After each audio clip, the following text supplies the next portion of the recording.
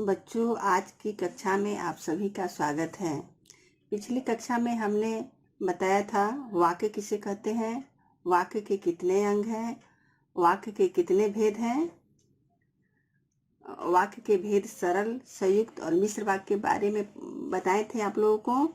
आज हम लोग पढ़ेंगे उपवाक्य किसे कहते हैं।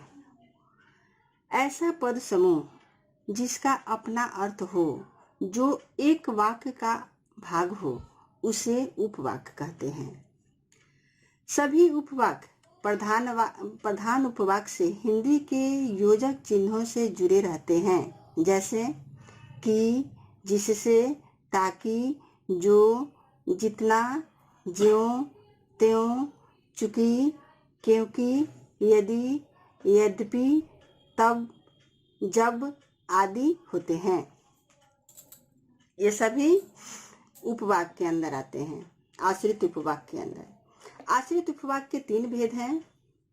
प्रथम संज्ञा आश्रित उपवाक्य, द्वितीय विशेषण आश्रित उपवाक्य और तृतीय क्रिया विशेषण आश्रित उपवाक्य।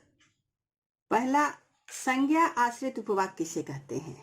जो उपवाक्य प्रधान उपवाक्य की संज्ञा अथवा संज्ञा पदबंध के स्थान पर आता है, उसे संज्ञा उपवाक्य कहते हैं।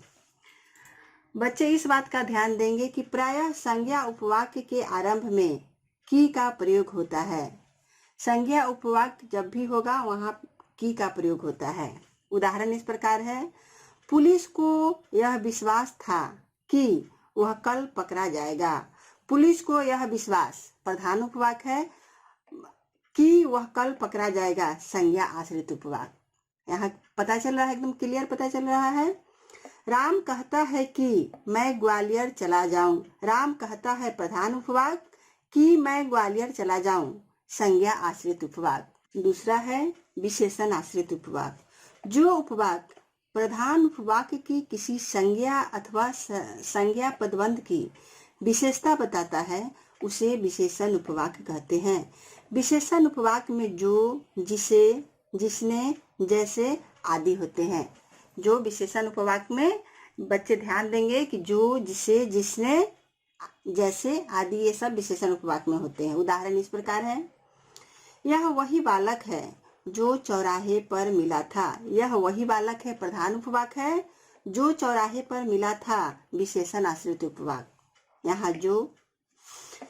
दूसरा उदाहरण, जो परिश्रम करता है उसे अवश्य सफलता मिलती है। जो परिश्रम करता है विशेषण उपवाक्य और उसे अवश्य सफलता मिलती है प्रधान उपवाक्य। इस बात का ध्यान देंगे कि जो, जिसे, जिसने, ये जब भी रहेगा किसी सेंटेंस में तो वह विशेषण उपवाक्य होता है।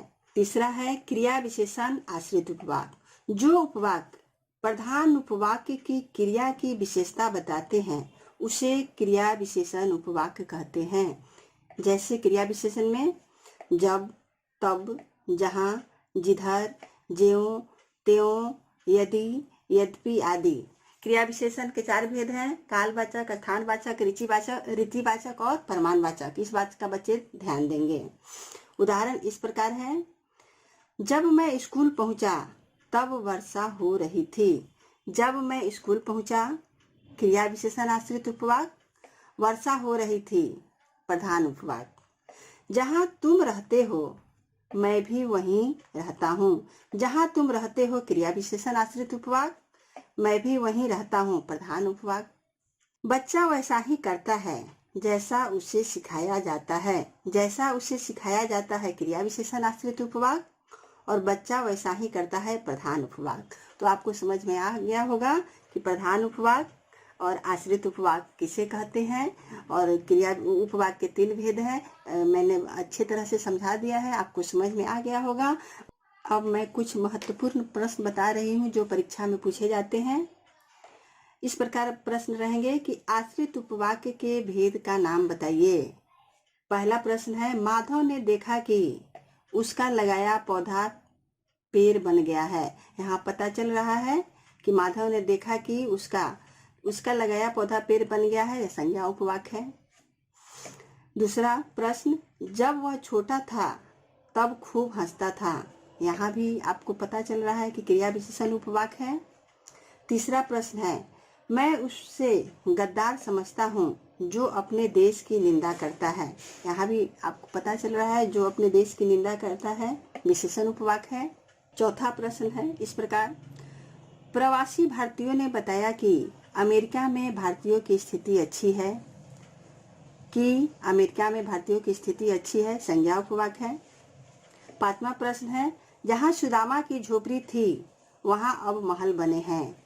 यहाँ भी आपको पता चल रहा है कि क्रिया विशेषण उपवाक है। तो मुझे उम्मीद है कि बच्चों आपको समझ में आ गया होगा। अगर आपको समझ में आ गया होगा तो आप मेरे इस वीडियो को लाइक एवं सब्सक्राइब जरूर कीजिएगा। धन्यवाद।